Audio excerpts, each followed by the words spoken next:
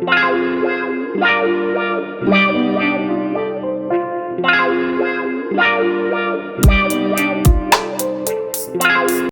to 86, where the nights run long and the stories hit quick.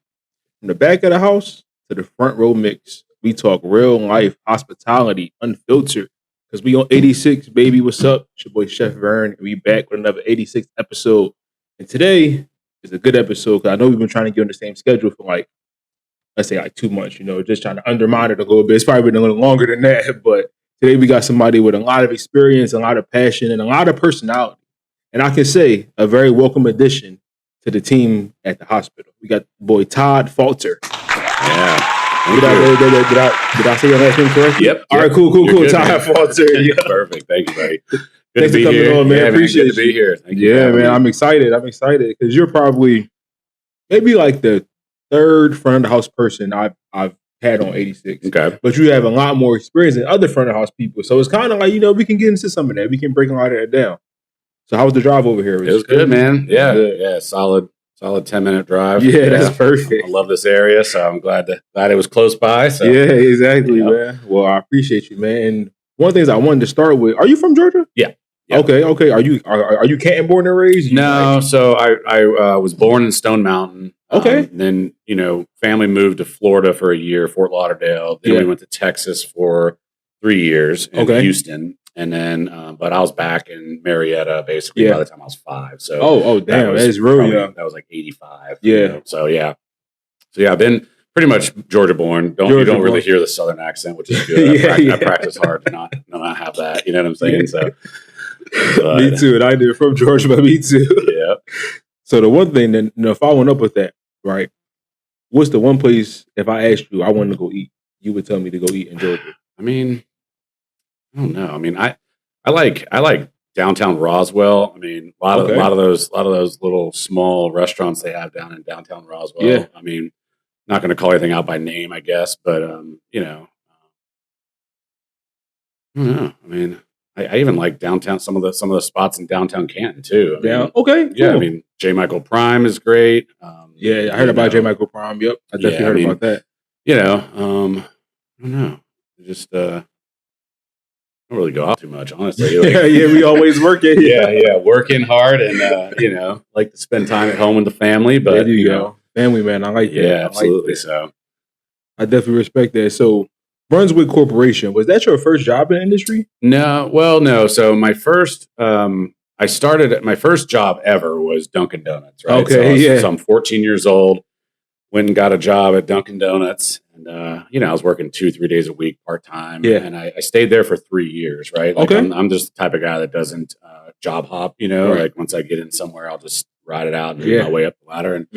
And, so I worked there from 14 to almost 18. And, I tell this story. I was the only kid in high school who had to go to work earlier on Saturday and Sunday morning than regular school time. So I worked at 5 a.m. on Saturday and Sunday morning all through high school, which was actually crazy. But the job, I was a finisher, which basically I wasn't old enough to bake at the time, and so they got age requirements on baking and Dunkin' Donuts? Yeah, so I think you had to be over 18 to operate fryers and big 50-gallon stand mixers. Yeah, and they had some like rolling boards that would roll the dough back and forth and then eventually cut out mass production donuts and things like that. So basically what I would do, I would go in and the baker would bring me all of the finished fried, undecorated donuts basically. Okay. So then I would turn them into fancy, like the specialty donuts. So I would frost them, fill them, coat them with cinnamon, powdered sugar, chocolate, whatever. Yeah. And, but it was the cool part about that job. It was a volume type position. So, I would start if I was on time, which I never was because I was in high school and I was out at parties and my dad was like, come home at midnight and I'd be rolling in probably 2 a.m., 3 a.m. Little buzzed coming home. And then, then the phone would be ringing and my dad would be like, good to work, So anyways, but even if I was an hour late, as soon as I finished the quantity that they produced for that day, then I was able to go home. So, that's love. So it was just kind of like typically a 5-to-1 job, but and then after that, I moved into, I did a couple small jobs like carpet cleaning. I did their frozen food stocking at, at a grocery store, which I didn't really like much. But but then right out of literally graduated high school, went to go get a summer job and started at Brunswick. That was when I actually applied for a server and I went through the interview and they called me back and said, sorry, we can't offer you the job because we're only hiring with experience. And I said, politely, I said, well, how do you expect me to get the experience if you don't give me the chance, right? Yep, exactly. And so I was very persistent and I kept touching base once a week for about 3 weeks. And then they finally asked, hey, do you have any cooking experience? And I mean, I didn't have like full-fledged real kitchen experience, but I had enough kitchen experience from the baking side and to understand the basics, right? Exactly. And I said, yeah, I got this and this. And they said, okay, well, here's what we can pay you, and show up on Friday night with a pair of black pants and we'll give you a shirt. And then that was that. And so, from there, at that time, the kitchen structure was, KM, assistant KM, 3 supervisors, and then just the rest of the cooks and the prep team and all that. Mostly Hispanics, but it didn't really matter. And so I just got in there, figured out the appetizer salad, station, and then kept looking around the corner. And I'm like, I'm going to have your job soon. I'm going to have your job soon. And I just hopped the line. And by the time I was 21, which was 3 years later, I became the kitchen manager. That's dope. So, that's dope. Yeah. And, and I also tell this story too, where I was sitting in meetings. We'd have weekly manager meetings. And this one particular lady didn't have any confidence in me. She was the event manager at the time. Yeah. And she was arguing with the general manager in front of all the management team, including me, saying he's not ready. He can't do this job. And I'm sitting there going like, watch this, right? Exactly. Yeah. I'm going to show you. I'm going to show you. Yep. Exactly. And, and it's cool that, literally 3 months ago, and I don't think I'll ever work with her. I think that bridge has been burnt a long time ago, but she did reach out to me and say, hey, there's regional positions open at the company I'm with, which is an old competitor, which I'm not really entertaining, but it's funny how full circle. Yep. She's like, hey, if you're interested, we got plenty of regional positions available if you want me to pass your name along. And I'm like, I'm good, but thanks for reaching out. Also, P.S. Remember you said this. Yes, and that's the type of stuff that burns into your memory, and you go, you know what, like, that's my motivation for the rest of my life is just to, just to get in, work hard. And I've always just been like that. I've always, because even in my current role, they're telling me step back, like let everybody do their jobs, and I'm like, I get it, but I'm only helping them because they need the help. And I'm also showing them that I care, and that I'm actually hoping that they kind of learn from some of my tricks and tricks of the trade, so that they can be stronger in whatever they do in the future too. So that's kind of where it's at. So. Exactly, showing them those examples so they can pick up on those healthy habits. Yep, because there are some unhealthy habits, of course. So we definitely have to kind of tighten up those finer details. It's not just on you, but then the whole team. So I definitely get that.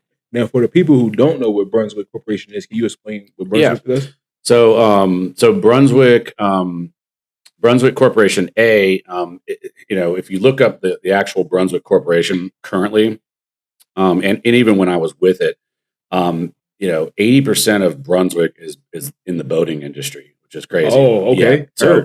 So 40% is Mercury engines. Okay. If you ever go to the lake, or you typically go to the lake and you look at all these boats, you'll see 9 times out of 10, you're going to see a big giant Mercury engine on the back of those boats. Okay? Yeah. Doesn't really matter what brand of boat it is. The number one engine in the boating world is Mercury. And so 40% of that is boat engines. The other 40% is boat brands. So they have like about, I don't know, probably 20 different boat brands. Wow. Okay. Everything from never knew that. Everything from like Sea Ray. You see like Sea Ray boats out on the lake. You see, and then they have things like Hatteras is a premium yacht, like $3-4 million yachts. Okay. Like big stuff. And they also do a lot of like offshore type boats, and just all different types of stuff. So that was and then that's 80% of the company. And then 10% is life fitness workout. Oh, I know about life fitness. So life fitness, all the weightlifter, treadmills, everything to supply. You go to One Life, it's pretty much a lot of it's life fitness equipment. Okay. So that's only 10% of Brunswick. Then the other 10% was billiards. or I'm sorry, the other 10% was broken in between bowling and billiards. Yeah. Okay. So billiards was about 5%, billiard tables Yep. and all that. And then the other 5% of that whole company was 88 bowling centers. Yeah. Okay. And it was their only spot where they had like big liability because you had like, you know, when you operate a public space, you know, there's a chance, and especially when there's some people doing activities, slip, trips, and falls is the number one liability for those type of businesses. And people get hurt all the time. I mean, dude, we had a lady slip and fall on ice at our Bullmore store, and you know, she sued us for like $50,000. You know, and we really shouldn't have even been open, but you know, that's the type of stuff you got to deal with when you operate a business like that. So, but anyway, so Brunswick eventually down the road, you know, the business was very profitable. I mean, it was, but it's just such a small piece of it. And somebody approached him and said, "Hey, we're willing to take this off your hands, and here's the price." And they said, so when it was easy for them to exit because it was such a small part. And it took a lot of that insurance liability. You know, took all it off their hands. All those things. So So that's kind of the nutshell. But obviously the area I worked for was the 88 Center. So you know, it started at the Kennesaw store, which was called US Play back in the day. It's gone through multiple name changes over the years. US Play, it was Brunswick Zone XL.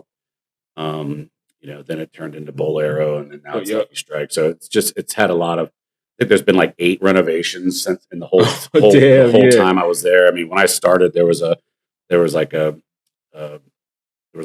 basketball court and like a indoor like rollerblade rink, and that didn't make any money at all. And then, you know, they had the arcade over on one side, and the lanes were always there. Kitchen.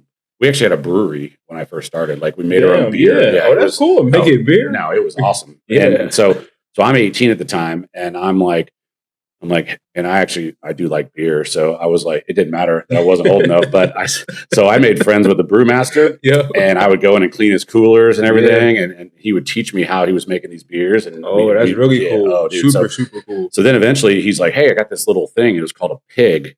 And so like once a month he'd brew a new beer, and he'd fill up this pig, and then he'd put this bag in it, and then he would seal it off, and then you would charge it with CO2, and the bag would expand inside. And then it had a little pour spout, and I could take it home and put it in my fridge. So I'm like literally the only like 19-year-old with an apartment. And I've got craft, you know, beer. That's like so cool. Craft beer in my fridge. That's super cool. And so, but that was my payment, right, for helping him clean. So, but so you know, and then, but there was a lot of fun times working back.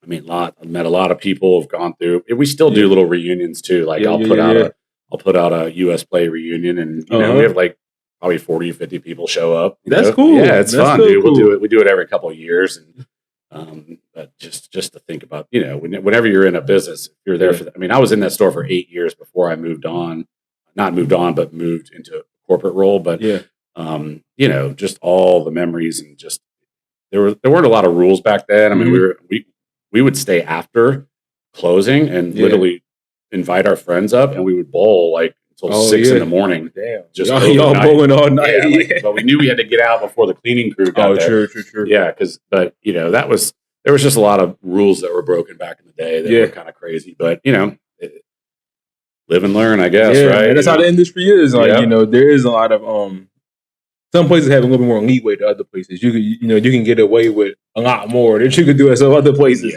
But that do sound like some good times though.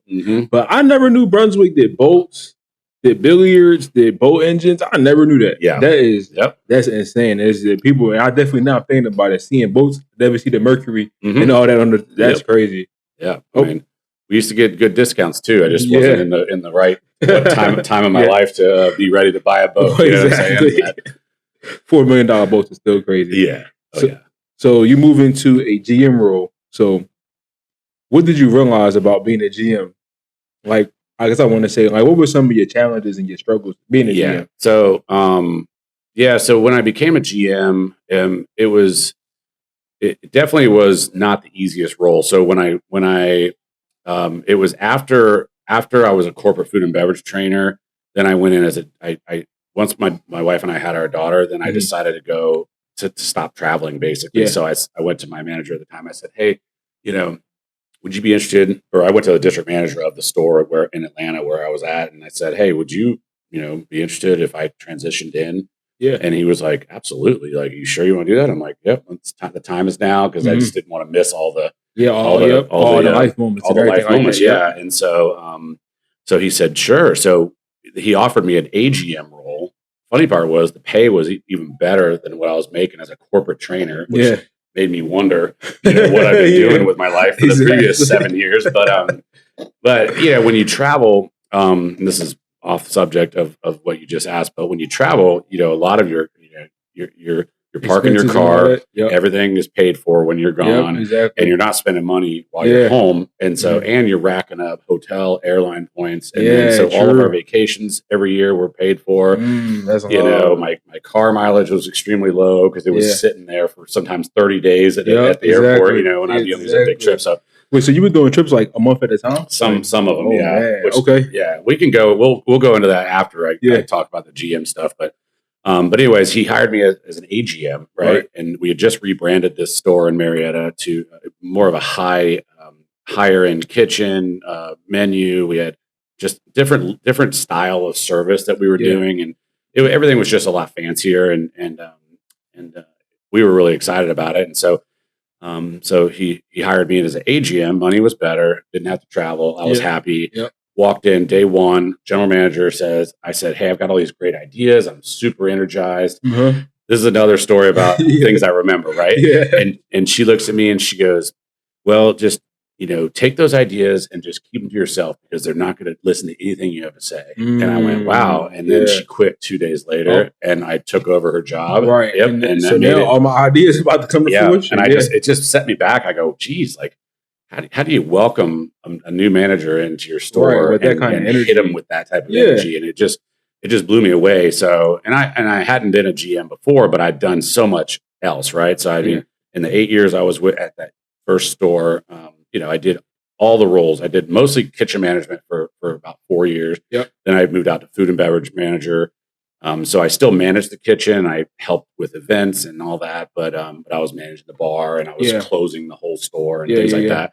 And I did pretty much every role except for the GM role. But yeah, when I finally became the GM, right? So all the weight's on your shoulders. That's when, okay, so there is a lot of stress involved. So I would say, creating a good morale in the store is probably one of the biggest things you need to do, and it's hard to do because you want to hold people accountable, you want to create a fun work environment, but you have to get the results as well. So you have to be be lenient a little bit on some things, but if you let things slip, or you let people roll in late, you don't hold people accountable, then you're going to lose the good ones because they're going to see that the bad ones are getting away with stuff, right? Yeah, exactly. And so I would say, probably 50% of my job was dealing with HR, which that's another tough spot. That is a tough spot. People do crazy things, and it's unbelievable some of the stories you have about, you hire people, and then day one they're showing pictures on their phone of something that they shouldn't be showing to just random people, and all of a sudden it gets back, and it's just like, what did they do? And then they're gone, and you're like, what are you doing? So, but yeah, I think my biggest thing was just to get in, work as hard as I could side by side, show them that, my goal was to be the best at every position, right? So that way there was no question, right? Of why I was picked for the role. Yep, exactly. And then I would really like, another thing I did was I recruited through other strong people, right? So when I went in to that Marietta store, my wife actually worked at Chili's at the time, and the way the service model was, the servers were making extremely high tips, because what would happen was when a family of four would come in, the front desk associate would create a tab. So they would automatically set you up with 1 hour of bowling. If it was 4 people, you'd have 4 bowling shoe rentals, and then the tab would just be allocated to the lane that they were chosen or given, and then the server would pick up that table, and the table would have $50, $60 tips? bowling, in bowling and shoes already on it. Yeah, So it's like basically imagine being a server at a restaurant, and every table that you start with, you and your wife go out to eat, and you walk up and your tab's already $40 before you even said hello. Right, okay. exactly. And so what would happen was then the servers would go out and sell food and beverage to that, added on with the bowling. They also had the ability to extend time, so they could add additional 15, 30 minutes, and that they were taught to upsell and add to keep them there longer.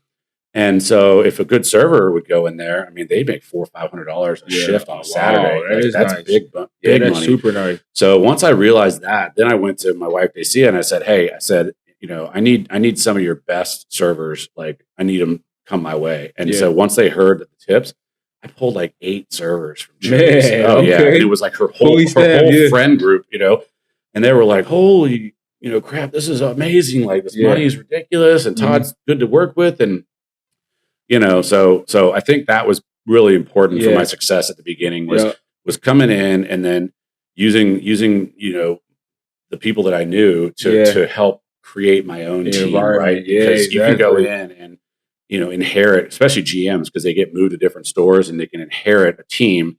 And, you gotta get in there and figure out who's on your team and who's not. Exactly. Weed out the troublemakers, and then bring in some of your own talent and rebuild it, right? True.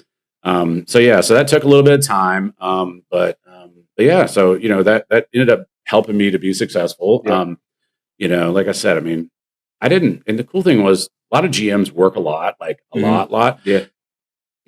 I worked what I needed to work, but I took 2 days off every week. Yeah, and, exactly. Every once in a while I'd have to work 6th day or something like that. But I knew I had to be there when the money was being made. So that was huge for a GM. You can't be a 9-to-5 GM. You have to look at the way the revenue's set up and where you're making your money, and you need to put yourself where it counts, because that's when it either make or break it doing that. And the GMs that work all these like day shifts, and they're leaving right before the pop, and then their managers are stressed and they don't know what's going on, and the surveys start going in bad, and people are arguing, and people start quitting, and because you're just not seeing what's going on. So that's a big part of being a GM. But I'd say out of all the things I've ever done in my roles, I'd say being a GM was the most difficult, honestly. Okay. Yep. Okay. Because there were good times and bad times, right? And I knew that if I was frustrated and having to work too hard, then I knew I needed to sort something out. Like either my team wasn't right. Yeah. So there were times of my GM. I mean, I was a GM for probably like 6 years over 2 different stores, and there were really times where I didn't want to be a GM anymore because it was stressing me out. But then there were times that were like so easy because I had the right people in the right place. So there was, like I said, but then you knew that in the background something could be happening, right? Like 2 or 3 people were probably thinking about leaving. This person's going to school. Yep. This manager is just graduating from their college courses, and they're going to go try to do their career that they want to do. And so just when you think it's running smooth, it's not. Happens. Yep. It's like as a GM, you got to think like 2 months in advance. Yeah. Like you have to, or it's going to set you back. Because then next month, like you said, when somebody leaves or 2 people leave, then you scrambling like, oh, I need to hire people, and then you're working longer. So you definitely got to keep an advanced thought process as a GM. And you mentioned something about like building a team and building morale and accountability and fun. Accountability and fun is a very, very fine line. A very fine line, because once somebody has enough fun and you hold them accountable, there's no more fun anymore. No more fun. Yep. They're like, I don't want to be here, and they got the attitude, and attitudes spill on to other employees. And gossiping, with the industry, something like gossiping is always happening. Like, people always talking, they're trying to get people on their side. So I definitely get it. And you mentioned something about HR too. The stuff employees do, man, is mind blowing. Like I'd be like, are we not adults here? Like, what's going on? We had I'm gonna just always quick tidbit at my last place of my last job I had. The chef before me, all the staff told me that like he would watch porn in his office. Jesus. And I'm like, bro, like, what's going on? Like, why are you doing that? That don't make no sense. And you got people knowing about it and talking about it. Like, that's horrible. Like, why are you bringing that kind of energy into a kitchen or to any workplace? So I get it. All the stories I've ever known, it's like there's probably worse that's out there too, right? Yeah, exactly. It's just one of those things. I mean, I had a guy long time ago, but I can't say names, but it was he was so corrupt. I mean, he was falsifying tips and adding them on to employees' checks, only ones that he was tight with. Yeah. And then he would say, "Hey, on payday, I want you to come see me and bring me a portion of what I added." Oh, so man. he was like, he had them tied up going, "I'm going to put an extra $1,000 in tips on your check. And then I want you to come to my office and bring me 800." Yeah. And it was so bad. I was like, Jesus, that is crazy. I don't understand how that wasn't caught immediately. Yeah, exactly. Like, it's just, that's what I'm saying. Those are the people you got to just distance yourself from. Yeah, and exactly. If you don't have good moral fiber and and make sure that your integrity is strong, then don't. You shouldn't be in leadership. Exactly. Yeah. Exactly. Or near a cash register. Jeez. Man, one more thing while we're on that topic. This just popped into my head. I worked at a hotel downtown Atlanta, and I was the banquet sous chef. Okay. Our head chef got fired, maybe like just out of the blue one day, and then our executive chef at the hotel got fired, and like the same week. So I was like, "Yeah, what's going on?" Come to find out, the banquet chef, after everybody left, he took one of the laundry carts, big like 5x5 laundry cart, and stacked it up from the freezer food, put all in the laundry cart, and walked to his car. Oh my God! It was about 15 grand worth of meat in there. Jesus! And when he got caught and was with security, he told security that the head chef was kind of in on it too. And everybody got fired. Damn. Everybody got fired. And I heard that. I was like, man, I'm surprised they didn't press charges on you, because that's what somebody would do in a heartbeat. Yep. Yeah, we had pretty serious loss prevention. When I was more in my district and senior district roles, I would just get we had ridiculous loss prevention setups, and so. But I would get a call or an email from the loss prevention officers, and they'd say, "Hey, we need to have a call with this associate regarding this." And as soon as I got that call, I knew that person 99.9% of the time was getting termed, and then we'd have to sit through these like 2-hour calls, and it bothered me because it was a huge waste of time. They would sit there and explain what theft was to the employee, and it was like they were treating them like children. Exactly. And it's like, what are we doing? Like, the call should have lasted 5 minutes. Exactly. Hey, we got you on this. Yep. You can admit it or not. We already know. And then, do you want to pay us back, or do you, depending on the total that you've stolen, do you want us to have the police outside waiting for you, or do you want to pay it back? And those are your choices. Either way, you're losing your job. So figure it out.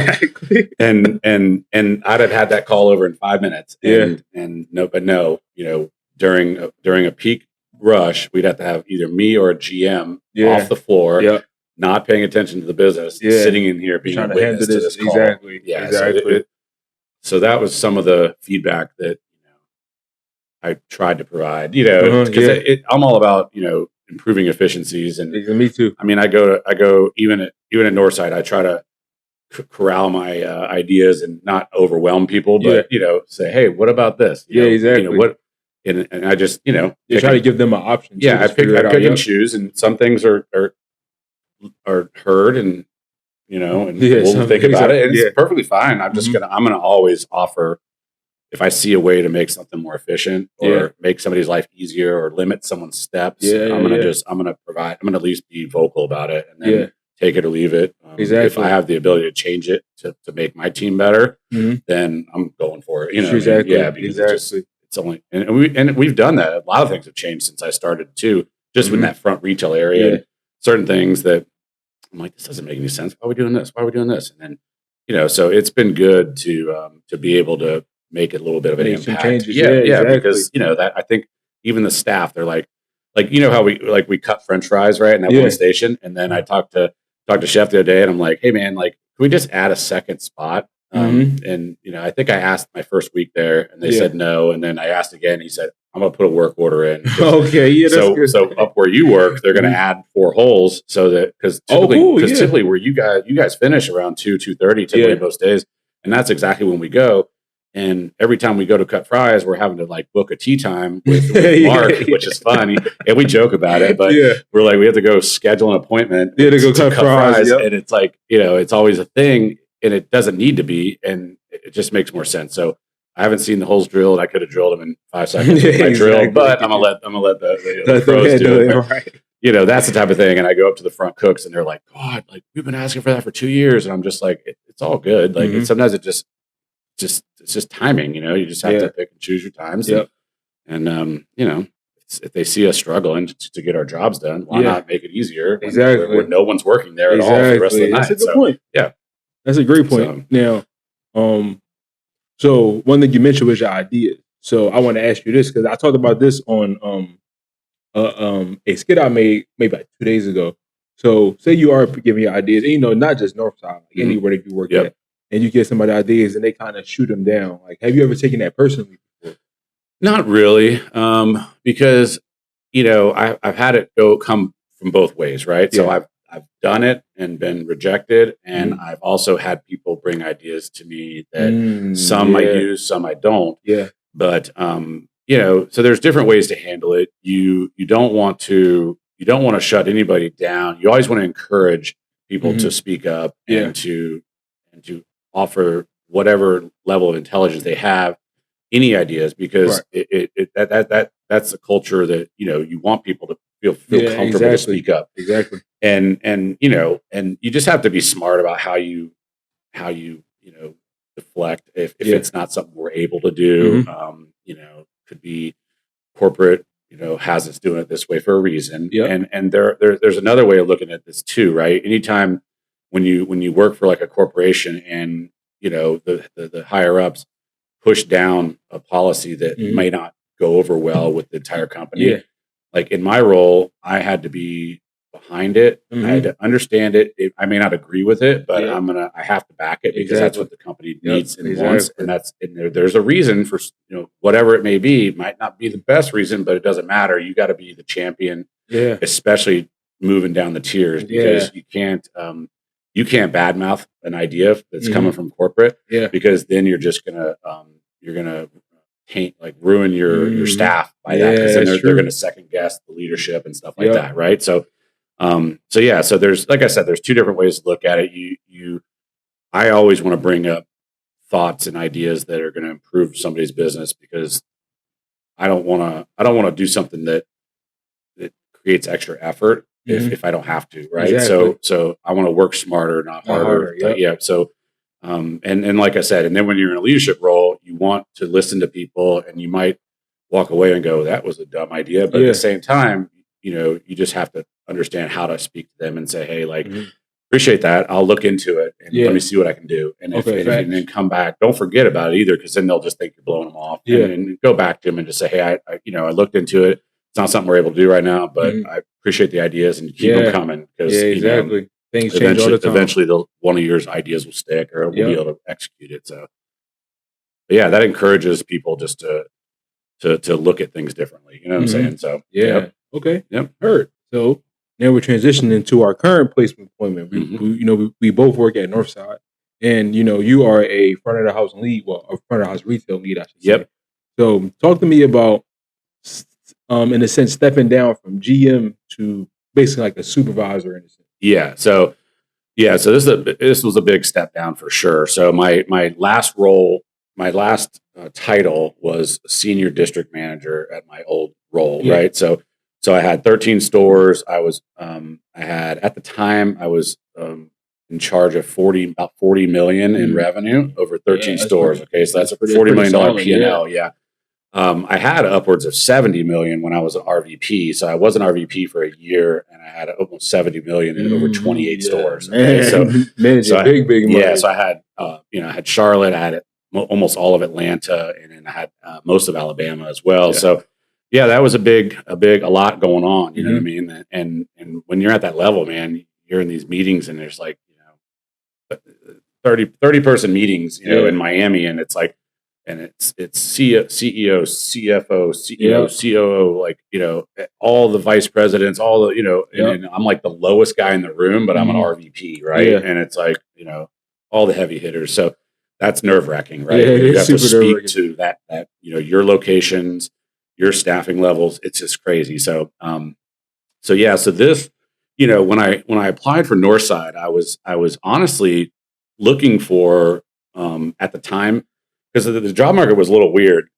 Bowling, when you have a bowling career, and you go back out into the job market, and I was looking for area manager, district manager, regional manager, anything multi-unit, right? Yeah. And it didn't have to be entertainment business. It didn't have. It could be anything, right? I mean, but the amount of people that overlooked me, and because they went down my resume and they see like Bolero and they see bowling and they don't understand, like, I'm like applying for, food and beverage directors at like a golf course, and they're not even giving me the time of day, but I could probably run circles around most of those people. Right. And so it's just been a weird, it was obviously the first time I ever had to look for a job. Right. Since, because I never really, was let go or released from anywhere. So it was like, I always just, found a job, stayed there, found a job, and then I never left. Right. Exactly. So 27 straight years, in technically one company, just changed a bunch of names, but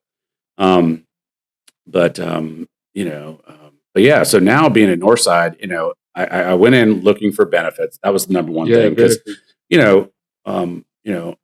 I was out of work for probably 4 months. So I was able, and I had severance from my old role. So that was easy to kind of like go, all right, I'm just going to kind of chill in the summer.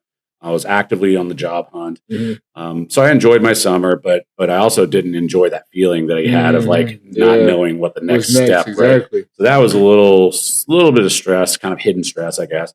And then I was like kind of fed up, and I was just like looking around, like what was just close to the house, So I had some interviews with J. Michael's Prime, which weird thing was they never really followed through, which I thought was a weird, feeling anyways. I was like, all right, I don't know if I like that feeling, like you're not even following up. And I'm like, okay, what time, when are we doing this? And then nothing ever happens. And it's like weird. I'm like, all right. And then, then I just saw Northside, and I was like, let me just take a look at this. And, just kind of, I thought to myself, I'm like, well, they definitely probably have to have great health benefits, right? Because it's a hospital. Exactly. And then I was just kind of reading all the benefits and the pension, which is very unique with nowadays. Super unique with companies nowadays. I had, it was obviously 401k benefits, things like that, even though that's 403b here. But yeah, so I kind of went in just going, I just want to do something right now and still keep my job hunt alive. Right. And so, but I've kind of like, I've been there 6 months now, and, obviously it was a big step down, and it was big step down in stress. Right. Yeah. And I didn't, after I lost my job, my wife actually said to me, wow, you've never been this nice to me. And that's scary because you don't realize quite how much stress you're dealing with until you're not. And then you're like, you kind of open your eyes and go, damn, why was I allowing that to happen? Right. And it wasn't worth it. Right. Exactly. It doesn't money. I didn't have to think about money for probably 10 years. Never once did I have to even think twice about this, do that. Let's plan this trip. That's a good feeling. Yeah. But the stress and the probably the loss of my, just how I feel. It just wasn't worth it. So, so that it's been a great change for me, and personally, honestly. And so working at Northside, like I said, the team's great. Everybody's been super welcoming. Met a lot of great people like yourself. Appreciate it. I've also seen a decent amount of people leave, mostly the ones that needed to go, which is important. I agree. I appreciate that, and how they have been holding people accountable that do need to move on. And but I've also seen some people promoted, right? Yeah. And so that gives me hope, because like I said, I don't change jobs. I don't, and also I was really hoping that nothing great fell in my lap. Yeah, which it hasn't, which is good, right? Yeah. So, I don't really even go on. I still go on LinkedIn and just kind of look around, but I'm not really actively hunting anymore. So that's kind of cool in my opinion, because for the first while, I was definitely. I had a couple interviews, after I started, but nothing that I really wanted to do. Yeah, exactly. And I had a couple of stressful situations in my first couple of months, but once I sorted out what caused it, then and it's just getting used to a new place of business. Kitchen and everything. Yep. And then, like I said, man, every day gets easier. And like I said, I'm just looking to make sure any bosses above me, I'm trying to make sure that I'm not causing any extra stress on them. I'm trying to remove workload from them. I want them to have the easier job because I'm there. And then eventually once something opens, and I'll slide in and then, just want to be I've always been in the right place at the right time. That's how I've never really asked for a promotion or a raise or anything. I always just get promoted over the years. That's cool. And it's been awesome. It's been, and I don't know if I've just been lucky, but I think it has to do with just working hard and just being bought in and wanting to be a part of the team. And they know that, but a lot of the jobs I took when I didn't feel ready, but I always said yes because I knew I was nervous. Like, can I do this? And after a little while, I was like, I got this. You can do it. And it just took a little while to get used to it, and piece of cake, you know what I'm saying? So, man, that shows a tribute to your work ethic. Like that definitely is full display on how hard you work. And that's dope to hear. That's really dope to hear. Now, one question I have to ask, have you ever caught yourself like, at Northside, where somebody may be doing something, you like, hey, and you trying to like maybe go into GM mode, and you like, oh, I'm not a GM anymore. I have to scale it back a little bit. Yeah. So that's still it's been a big learning curve for me, honestly. Because I'm being told to monitor behaviors and performance and then just report and let them handle it, which is fine. It just hasn't been, I've always just dealt with it because I've always been the go-to person. Right. And so that was what caused me a little bit of stress at the beginning, because I was just going straight to the person. Like, what are you doing? Like, you're gone for 30 minutes. I know you're not in the bathroom for that long. Like, what the hell are you doing? Get off your phone, and you're showing up, like the whole like grace period time, that blows my mind, right? I get it, right? But I show up, if I'm scheduled 11 a.m., I'm there at 10:53, clock in, I'm ready to go. Because I don't even like being like on the weekends, we open at 11. I'm there at 10:53.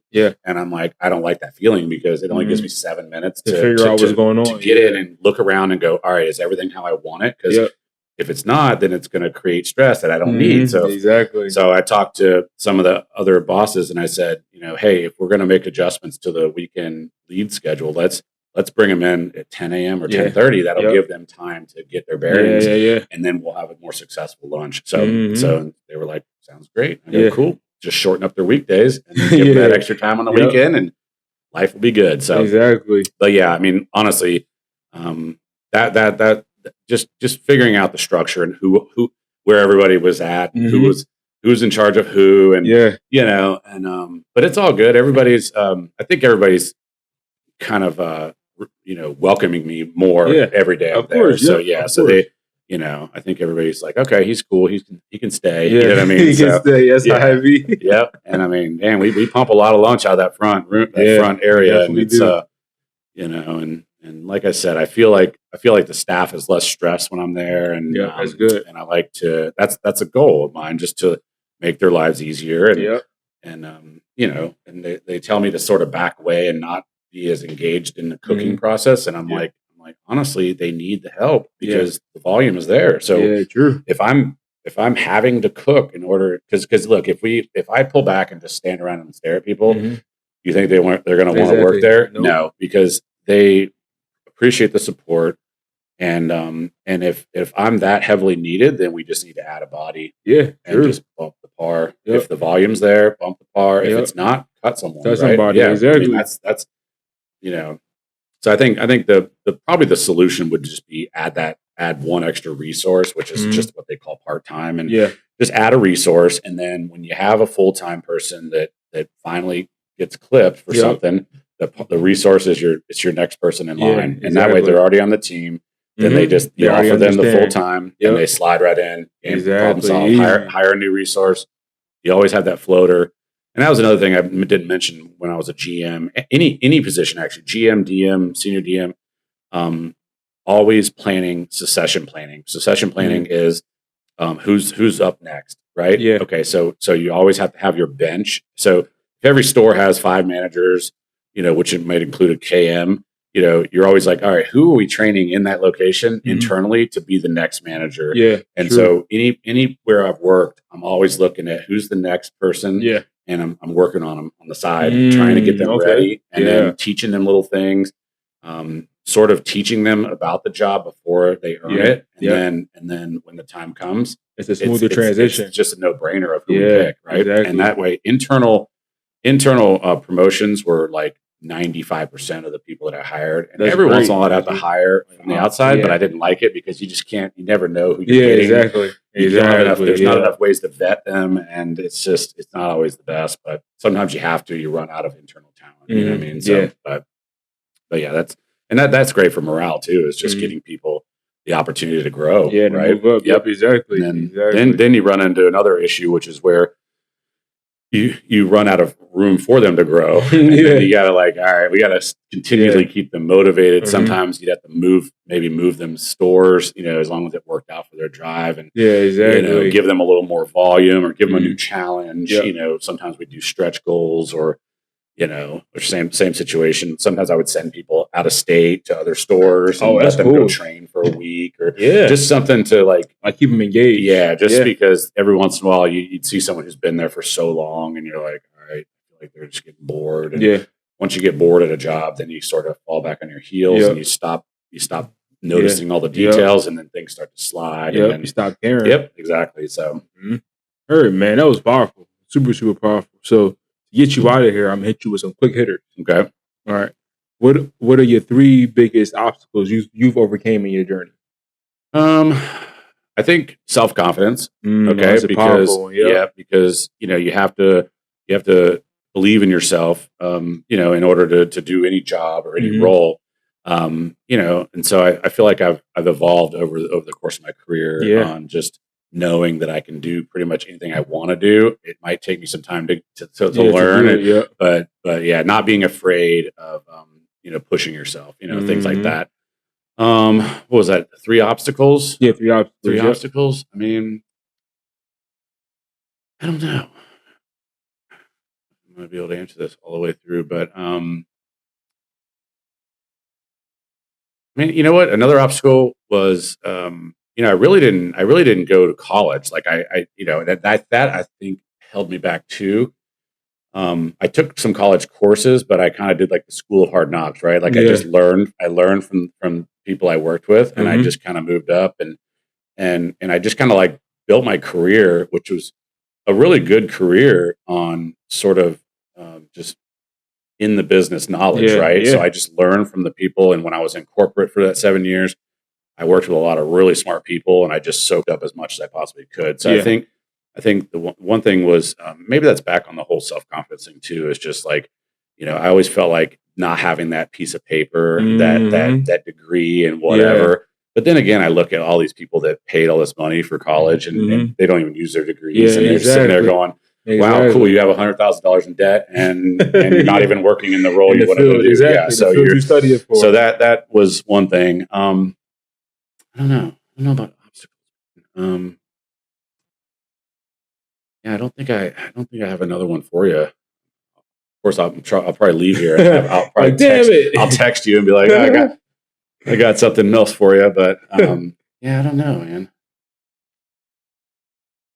Okay, I mean that's fine. I mean the first two are very, very, very, very important. And speaking of college, I went to college myself. Yep. And junior year, I was like, why am I still in college? I'm a finish because it might as well, but I didn't need to go to college. I was going to work in the kitchen my whole life because, you get a lot of experience quicker when you actually in the field. Yep. And then, people see that a lot. When you come from college, especially culinary, you have with the culinary school, people kind of have like a predetermined stigma like, okay, so we going to actually see if you went to culinary school or you just kind of blowing smoke. And, there's been a lot of those situations where, you kind of see people who they are. Yeah. And you're like, you went to culinary school, but you weren't paying attention. Exactly. So we're not going to hire you. You might have that chip on their shoulder, right? Yeah, but exactly. You might have that diploma, but you may not be that good. Yeah, I agree. I had a buddy that worked, he worked in a bunch of decent high-end restaurants, and he was kind of like, man, he's like, you went the right route, because he went to Johnson & Wales.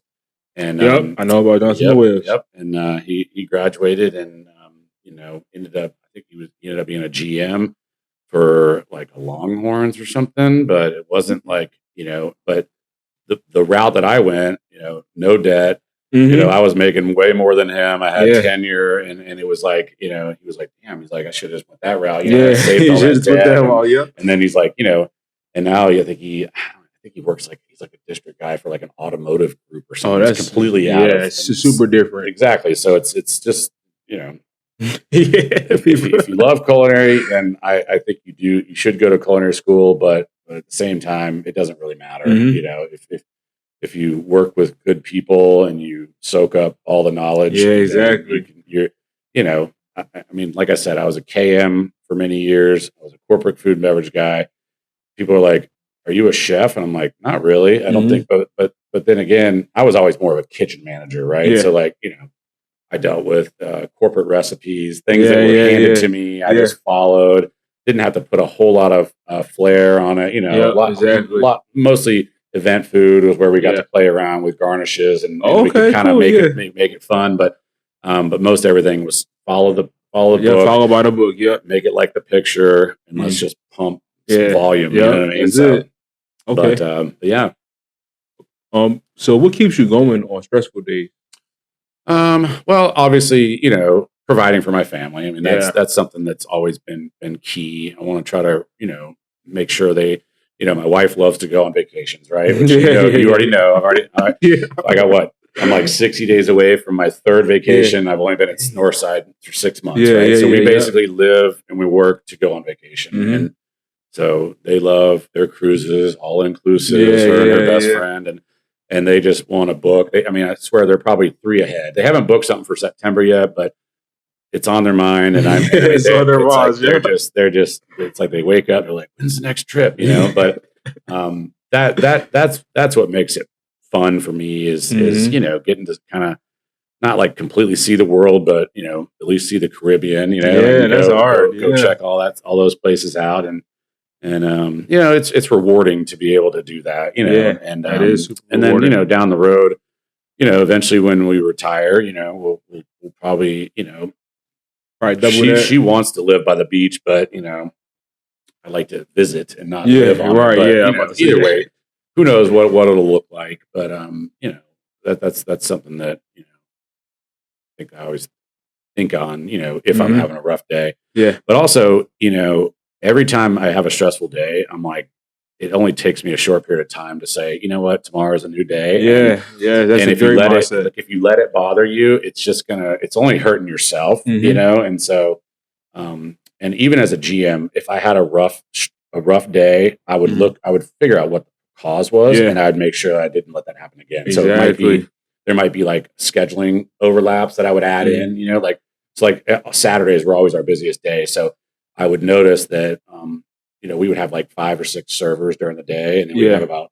6 or 7 at night. And there was always this shift change time where, the day servers would be like 10 a.m. to like 5 p.m. and the night shift would be like, they'd be coming in around 5 or 6. So the day servers would slowly cut themselves without telling anybody. So they would stop picking up tables around like 4 so that they could actually leave on time. Exactly. And then the night servers would show up late, right? And so then we had this, I called it our bad service window, where we notoriously got like bad surveys on events and things, like even their birthday parties or small events, but we get bad surveys because the day server was mentally checked out, the night server was late, and there was never any good transition time. So I would look at that, and then I started adding day servers are out at 6, night servers are in at 5, so they would have that hour, and I would closely monitor them during that time frame and make sure they were taking good care of the guests and doing a bunch of table touches and so that's one example, right? Or something happened, and or like for instance, you schedule people right at opening. You schedule 3 different positions at 11 a.m. to open. You're the opening manager. 2 out of 3 are late. One person calls out, and you're by yourself. So then everybody else now everybody comes in at 10:45, and then it gives me a little buffer if they are running late. We're still in our position, ready to open. And so those are the little things you just got to look at and go, all right, why was I stressed out? Okay, if I have the ability to fix it, I'm going to do it. I'm either going to find someone better if someone caused me a problem, or I'm going to make adjustments to whatever I can do, whether it's scheduling or whatever the case may be. So super smart, super smart. And the last one I got for you Your biggest kitchen pet peeve. Biggest kitchen, or not even kitchen, like I guess front of the house pet peeves you could say, or just or hospitality pet peeves. Hospitality, yeah. I mean, I think probably a pet peeve is someone who's coasting, right? So someone who's just there for a check. They're only going to work just hard enough not to get fired, and it just irritates me. And you can easily spot them too, and you're just like, why are you here? Because if you're not looking to increase your responsibility, if you're not looking to do more, then what are you doing? If you're just rolling in late every day, you're just like every little excuse. This hurts, that hurts. I can't do this. I'm not. I just those are the things that bother me about whether front or back of the house, and so I definitely try to highlight those, find those people, and put some pressure on them, and see if I can find a way to motivate them, because I'm like, you either need to step it up or just go on and move on. Because that's.